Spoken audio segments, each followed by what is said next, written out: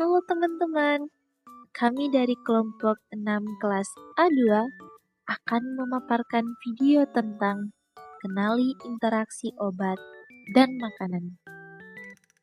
Tapi teman-teman, kalian pernah dengar nggak tentang interaksi obat dan makanan?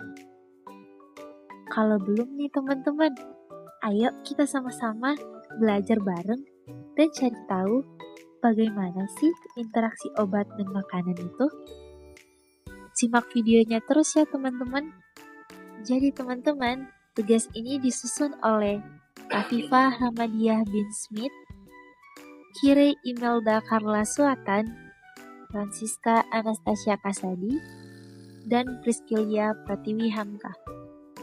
Ini adalah tugas farmakologi keperawatan dengan dosen pengampu kami, Nurse Gracia Fernandez, Eskep Mkep.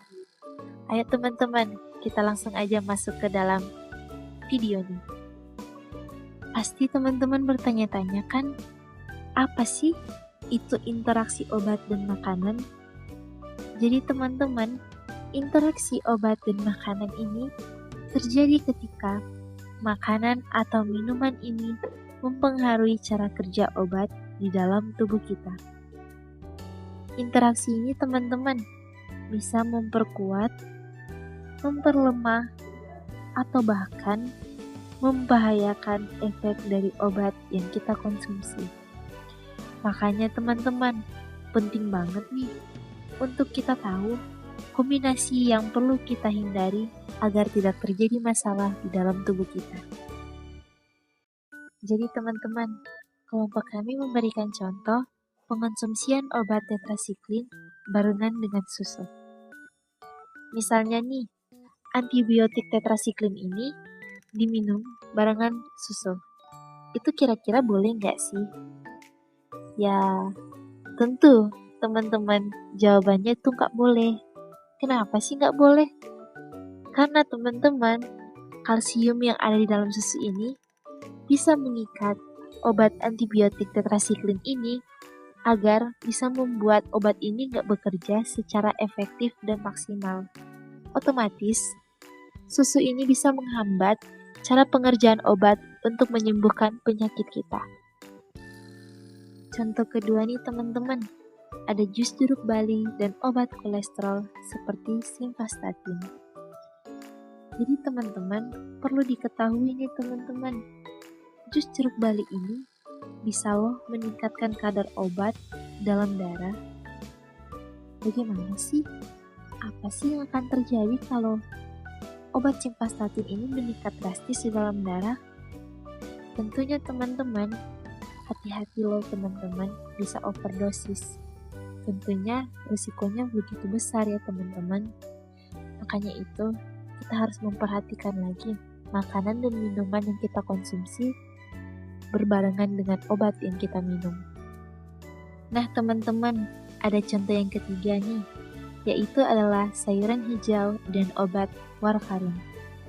Jadi teman-teman, kalau kamu sedang minum obat warfarin, jangan kamu terlalu banyak makanan sayuran hijau. Kenapa sih? Karena teman-teman, sayuran tinggi vitamin K itu ada di dalam sayuran hijau. Nah, vitamin K ini bisa menurunkan efek obat pengencer darah yang ada di dalam warfarin. Nah teman-teman, masih banyak loh kombinasi lain yang bisa berbahaya, seperti alkohol dengan obat tidur atau kafein dengan obat jantung. Nah, ini ada tips pencegahannya nih. Yang pertama itu, kita selalu membaca petunjuk konsumsi obat. Yang kedua, konsultasi dengan apoteker atau dokter. Yang ketiga, jangan campur obat dengan jus, kopi atau susu kecuali dianjurkan. Yang keempat, minum obat dengan air putih kecuali disarankan sebaliknya. Jadi tipsnya gampang teman-teman, kita hanya membaca aturan pakai, konsultasikan dengan tenaga kesehatan, dan kita harus membiasakan minum obat dengan air putih. Obat itu bisa menyelamatkan, tapi juga bisa membahayakan. Semua tergantung cara kita mengkonsumsinya. Yuk, bijak minum obat.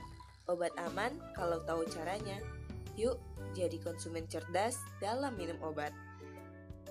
Terima kasih telah menonton video kami. Semoga bermanfaat.